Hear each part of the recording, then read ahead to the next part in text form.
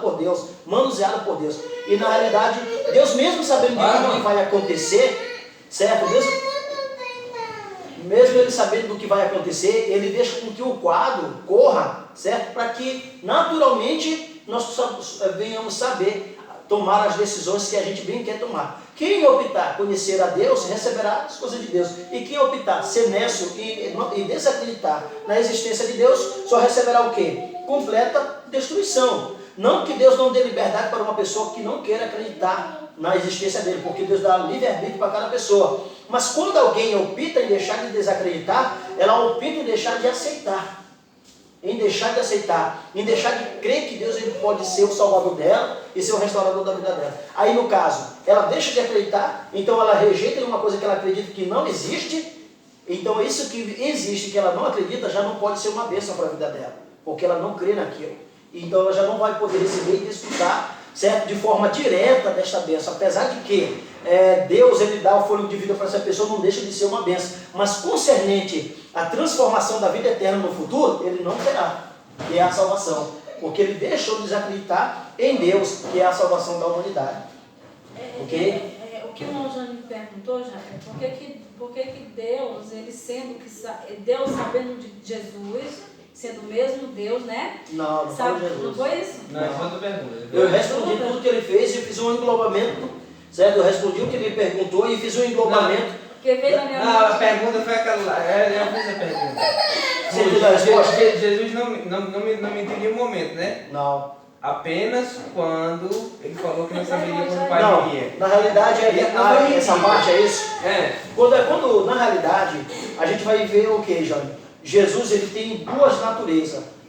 Se dá o nome de união hipostática. Já falei isso várias vezes, hipostática. Ou seja, há uma fusão de uma natureza divina com uma fusão com uma natureza humana. Na realidade, o Senhor Jesus, o Senhor Deus, quando ele se manifesta na pessoa do Senhor Jesus, ou seja, duas coisas. Deus é Jesus, Jesus é Deus. Porém fica assim, Deus na sua transcendência, no seu poder e soberania, ele está onde? No céu, como o Pai eterno. Como ele é um Deus todo-poderoso, ele pode estar em todos os lugares, ele está aqui na terra, na pessoa de quem assumiu, mesmo estando em espírito no céu. Ele assume uma forma humana aqui na terra, na pessoa de quem? De Jesus. Ao mesmo tempo que ele está lá, no céu como a pessoa do Pai, ele está na terra sendo seu próprio filho. Você está entendendo? Sendo seu próprio filho. Mas para ele vir aqui, ele tinha que assumir uma forma humana. Não que ele não pudesse estar em espírito se ele quisesse revelar para os homens. Mas ele tinha que assumir uma forma humana para poder entender aquilo que o homem padecia. Apesar de que ele sabia, mas para que nós venhamos ter o conhecimento hoje, que ele venceu mesmo sendo homem. Você está entendendo? Então ele estava no céu como pai, aqui na terra como um filho. Ao mesmo tempo que ele dizia assim, Pai, em tua mão entrego o meu espírito. Certo? Em tua mão entrego o meu espírito. O próprio Deus aqui agora, em forma de homem, dizendo para o Deus em espírito, sendo o mesmo. Porque Deus é todo poderoso e pode todas as coisas. E quando Jesus, na realidade, Deus ele assume essa forma humana, na forma humana ele abre mão dos seus poderes. Mas ele não abre mão do seu conhecimento. Porque ele é Deus. Mas ele não usou para ser igual a Deus. Ou seja, tipo assim, vamos fazer um exemplo. Nós somos dois soldados, estamos numa guerra. Mas só que nós temos que lutar mão a mão. Mas eu estou com uma arma aqui. Eu posso usar essa arma para poder prevalecer na guerra. Mas eu não vou usurpar ser um soldado armado. Eu vou abrir mão dessa virtude que eu tenho para vencer. E vou lutar braço a braço. É exatamente isso que Jesus fez, mesmo sendo Deus. Ele abriu mão de todos os seus atributos, dos seus poderes, para não ser igual a Deus, mas ser semelhante ao homem. Não apenas em aspecto físico, mas também em pensamentos, sentimentos, certo? E em questões de capacidades. Mas ele sendo Deus ao mesmo tempo, tendo sua natureza como Deus, ele sabia de todas as coisas. Mas quando ele refere, olha só, quando ele se refere assim, só ao Pai, nem os anjos, nem o Filho sabem, somente o Pai. Na realidade ele sabia, mas ele estava assumindo um papel de homem. Você está entendendo? Na realidade ele não mentiu. Ele apenas não quis revelar na realidade que realmente ele como Deus sabia. Você está entendendo? Mas ele na realidade, por ser Deus e ao mesmo tempo homem, mas na realidade ele não jamais usurpou sendo igual a Deus e querer ultrapassar e usar meios de burlar, certo?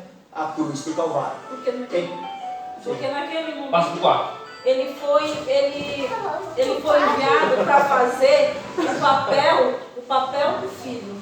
Sim, ele foi enviado para fazer o papel do filho. Como um único filho. Sendo para que nós como ser humano, entender melhor ao Senhor. Né? Porque se ele quisesse negar de sofrer, ele poderia. Né? Poderia dizer, pai, eu não vou sofrer. Eu não vou descer na terra para sofrer por esse povo. Mas ele, por amor, ele fez tudo isso para nós entender ele melhor. Né? Nós vamos saber que Deus tem mão, mas ele usa uma forma de mão para nós saber como é que ele abençoa a gente, abrindo suas mãos, estendendo as suas mãos. Isso se dá o nome, não te cortando, de antropomorfismo. Isso na realidade não é apenas da teologia, tem muitas outras matérias que falam sobre essas questões. O antropomorfismo é tudo aquilo que dá personalidade a Deus, como ela falou sobre mão, né? Deus, na realidade, se Deus é Espírito, será que Deus tem mão de verdade? Lá não está o Pai, o Filho e o Espírito Santo, vocês conversando, façamos uma nossa imagem? Sim. Não dá a dizer que Deus tem a mesma imagem que a gente? Então, mas isso varia muito de interpretações, muitas vezes de teólogos para teólogos. Na minha interpretação, o que eu acredito, o que eu aprendi e fui ensinado também, aí entra o antropomorfismo. Deus usa formas para poder se comunicar com o homem. Deus é Espírito. Dentro da questão de Espírito, o Espírito ele não tem perna nem tem braço, ele é o Espírito, não tem como se distinguir o que é o Espírito. Mas Deus, no seu poder, na sua transcendência, para que Ele tentar se comunicar conosco, Ele nos deu uma forma. E quando nós entendemos que diz assim, façamos o homem segundo a nossa mais semelhança, que nós já corremos do assunto, que nós estávamos há muito tempo. Quando ele diz assim, façamos o homem na nossa mais semelhança, nós entendemos o seguinte, semelhança não é que Deus tenha braço, que Deus tenha mão. Deus apenas ele cria essa transcendência para poder mostrar e nos compreender o seu poder. Porque se ele se revelar, na minha opinião, certo? Na minha opinião, se ele se revelar como ele realmente é, quem aguentaria a sua glória e quem compreenderia o seu poder? Eu creio que absolutamente ninguém, certo? Mas o que acontece? Aí ele usa essa forma, diz assim, façamos o homem a nossa imagem e semelhança. Isso quer dizer ser racional, compreensível das coisas, consciente daquilo que é certo. Mas quer dizer que nunca mesmo na glória vai poder olhar para Deus? Bom, não, sim, nós seremos como ele é, como o Senhor Jesus é. A Bíblia vai dizer que nós seremos. Deus. Mas só que Deus é Jesus, eu não posso, não tem como dizer para você distinguir, separar Jesus de Deus para você. Eu acho, Jânio, na sua pergunta, que quando nós somos transformados dessa carne, com certeza iremos ver como Jesus é face a face. A gente não consegue ver ele como nós somos agora. Não é o próprio dos anjos que tem uma asa que é para tapar o ar. Na realidade, o Senhor Deus, onde Ele está, não tem ninguém com Ele. Certo? Existe um lugar que tem os anjos, mas eles não podem adentrar diretamente à presença de Deus, porque a glória de Deus é muito forte. Então a Bíblia vai dizer que os serafins, na realidade, eles diziam Santo, Santo, Santo, é o Senhor dos Exércitos. Santo, segundo alguns estudiosos, diz que primeiro é por causa do Pai, Santo, Santo, 3 vezes, Pai, Filho e Espírito Santo.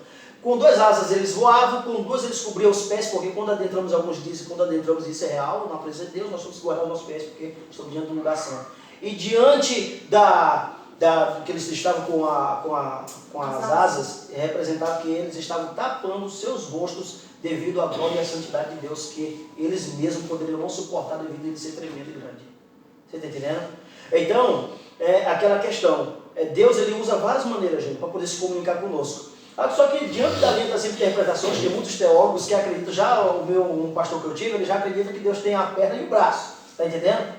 Ele já acredita assim. Mas o que acontece? Nós ficamos com aquilo que a Bíblia diz, que o Deus reservou para nós coisas que o olho não viu, certo? Que o ouvido não ouviu e nem subiu ao coração do homem. São as coisas que Deus preparou para aqueles que o amam.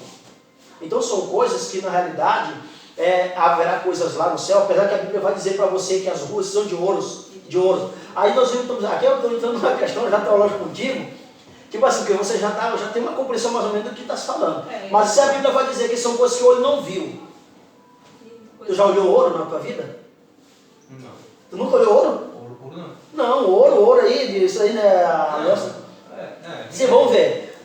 Sim, os homens já viram ouro na terra, não já? Os homens já viram diamante na terra. Os homens já viram tantos tipos de pedras preciosas. Mas a Bíblia vai dizer que são coisas que o olho não viu.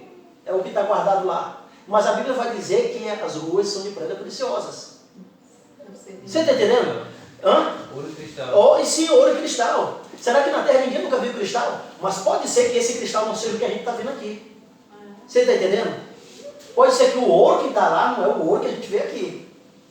Então são coisas que nunca subiram. Então são situações que a coisa, Jânio, que tipo assim, Deus ele é tão tremendo, ele só deixa um pouco do básico para poder a gente entender, mas existem coisas que nós nunca vamos conseguir compreender, a não ser quando nós chegarmos aonde?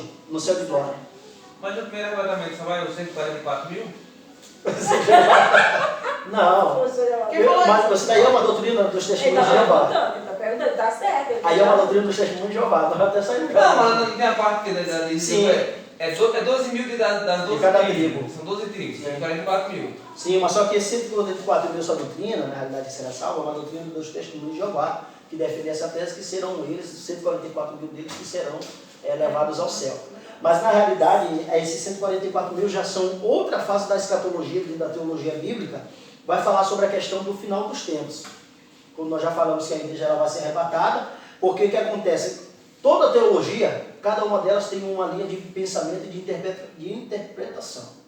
Existe até a interpretação pós-tribulacionista, pré-tribulacionista, certo? E existe aquela que as pessoas acham que essa pós-tribulacionista é as pessoas que dizem o seguinte, que a igreja será arrebatada depois da tribulação. A pré é aqueles que serão arrebatados antes da tribulação, certo? E aquelas que dizem que será em meio à tribulação, ok? Que é, no caso, a interpretação amilenista, que é aqueles que serão arrebatados no meio da tribulação. Nós somos arminianistas, que no caso é a linha de interpretação dos assembleanos é arminianista.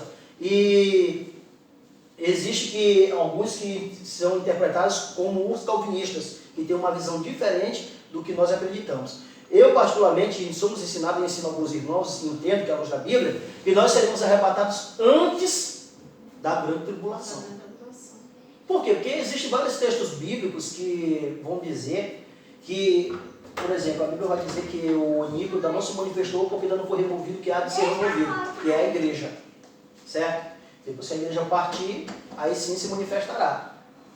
Apesar de que o espírito do anticristo já opera de várias maneiras, através da internet, através das redes sociais, através de pessoas mesmo que já estão dominadas por ele para poder fazer as coisas, principalmente na área política, certo? Mas concernente a essa questão dos 144 mil, ela não tem exatamente nada a ver sobre essa questão que só eles que serão salvos. Isso daí já é outra questão.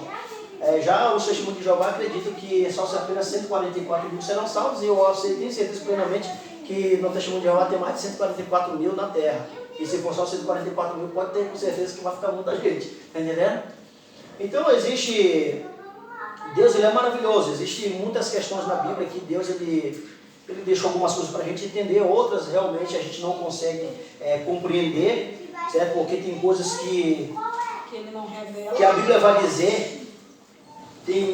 revelado já está na Bíblia. Eu digo assim, mas tem coisas que nós queremos saber às vezes que nós nunca vamos conseguir, porque só apenas o Espírito de Deus ele consegue penetrar as profundezas das coisas do Senhor. Só apenas Ele. Tem gente que quando lê a palavra... Não, é que na pinta dúvida de perguntar. Não, é isso mesmo. Mas só, tipo assim, porque se for só 144 mil, beleza. Não, ninguém saber. Então é o seguinte, nós podemos até largar de mão esse negócio aí. Se fosse só eles que fossem subir. Entendeu? Se só eles que tivessem certeza de que só eles... Então, toda essa questão, Jânio, aí que a gente estava falando, que Deus ele desce a terra para poder verificar e ver que não tem ninguém bem. Na realidade, se a gente for ver, até mesmo nós que somos a igreja, nós temos que ter muito cuidado, porque